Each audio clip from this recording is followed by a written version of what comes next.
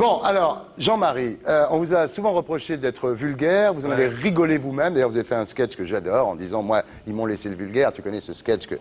c'est Les Grandes Causes, qui est mon sketch préféré de Jean-Marie Bigard. Alors, on va voir si c'est vrai, en fait, si vous êtes vraiment vulgaire. On va faire un test.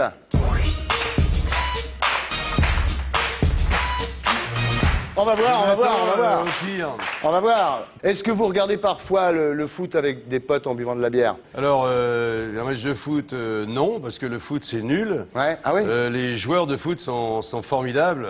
Ils jouent vachement mieux que les joueurs de foot d'il y a 20 ans, 30 ans et tout. Mais je regarde pas le foot parce que les règles du foot sont lamentables. Et donc, je regarde le rugby, le handball, le machin. Je regarde tous les sports qui ont changé leurs règles. Je dirais le foot a gardé des règles paléontologiques. Et il est lamentable, il inspire la violence. Et il y a de la violence dans les tribunes parce que ce sport est nul. C'est le seul sport qui peut faire. C'est le seul sport qui peut faire 0-0. C'est-à-dire aucun but marqué. Tu connais un sport qui fait 0-0?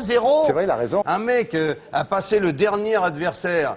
Il n'y a plus personne, il n'est pas dans la surface de réparation, il a dépassé tout le monde à la loyale. On lui prend la canne. D'ailleurs, le mec qui prend la canne, à mon avis, devrait être interdit de foot pendant, disons, 33 ans à peu près, je pense, parce qu'il fait un acte antisportif qui est récompensé, parce qu'il n'est pas dans la surface de réparation. Donc ça va faire un coup franc. Donc tous les enculés qui sont avec cet enculé qui a fait ce machin se mettent entre le but et le machin et on répare une occasion de but par 0 occasion de but. Ça veut dire que l'injustice est récompensée. En revanche, un mec est dans la surface de réparation, tous les défenseurs sont entre lui et le but, il n'a aucune chance de marquer un but. Il ressort de la surface de réparation parce qu'il ne peut rien faire. Là, le même enculé lui prend la canne, à qui on met 33 ans d'interdiction de foot aussi. Et là, il y a penalty. C'est-à-dire on répare 0 occasion de but par une vraie occasion de but. Je vois bien que ce sport est lamentable. Il faudrait au foot, tant que le foot ne changera pas ses règles comme au rugby, t'imagines avant le rugby, t'as vu les paquets que ça faisait. Maintenant, on peut plus garder la balle, on est obligé de la libérer tout de suite, ça donne des matchs formidables. C'est-à-dire on devrait interdire, depuis que l'Ajax d'Amsterdam a compris qu'il fallait remonter très vite pour mettre l'adversaire hors jeu, il ne devrait plus y avoir de hors jeu au foot. On devrait jouer à 18 joueurs, avec des temps morts de façon à pouvoir changer par paquet de 6 les joueurs.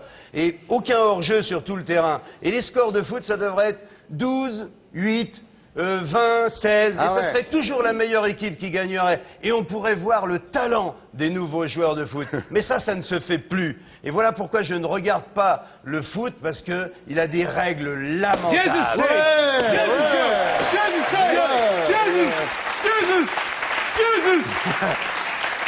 Mais attends. Sauf quand c'est une finale de Coupe du Monde, quand tu vois une finale de Coupe du Monde qui se finit au pénalty, qu'est-ce qu'on peut en penser?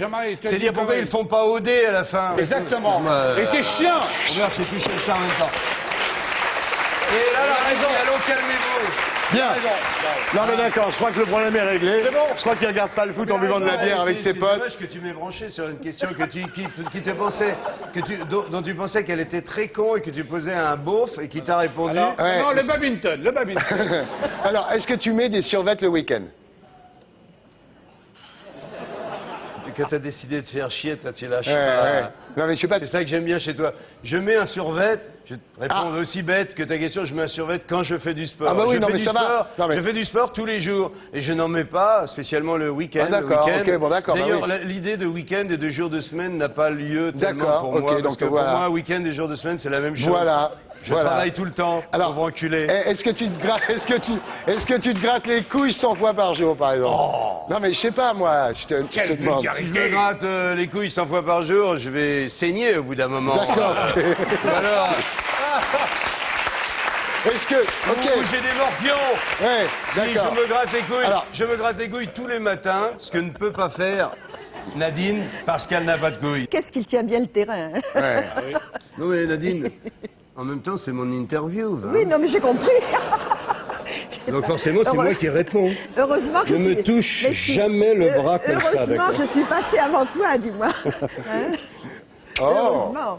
Oui, non mais... Est-ce que tu continues tes questions à la con? Toute la France rougit de ta conduite. Est-ce que tu, justement, on y arrive à la conduite, est-ce que tu penses, franchement, que les femmes sont incapables de faire un créneau? Ça va mal se terminer. Écoute, je vais te dire, Si je te dis oui un petit peu, je vais avoir toutes les chiennes de garde au cul demain, je vais te dire que sûrement que c'est moins, toi, il y a moins de pilotes automobiles. Moi, je fais de la course à mes heures perdues. Il y a sûrement moins de pilotes femmes que d'hommes. Les hommes préfèrent un peu la mécanique. Les hommes savent vachement moins bien faire des enfants que les femmes. J'en ai une qui va te rendre fou. Est-ce que tu as déjà pensé à te laisser pousser le catogan? La mouche dans le lait. La fausse note, le soufflet au sultan. Non.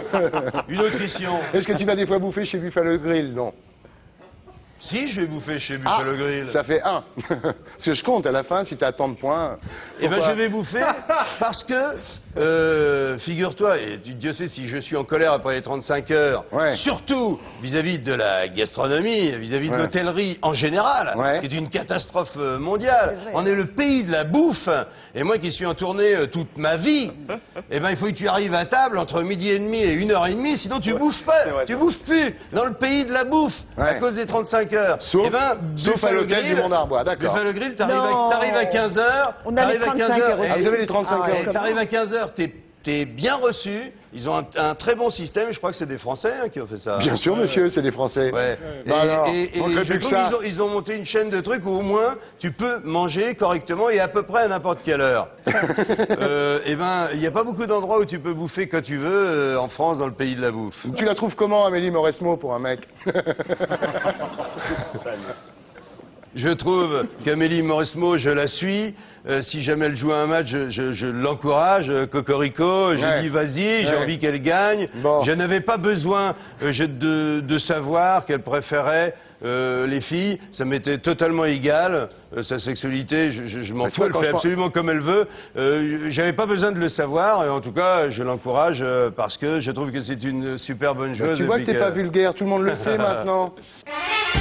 Voilà, Jean-Marie Bigard au Stade de France, le spectacle événement, 2 DVD, mesdames, messieurs, un DVD du spectacle, plus un DVD pour les bonus.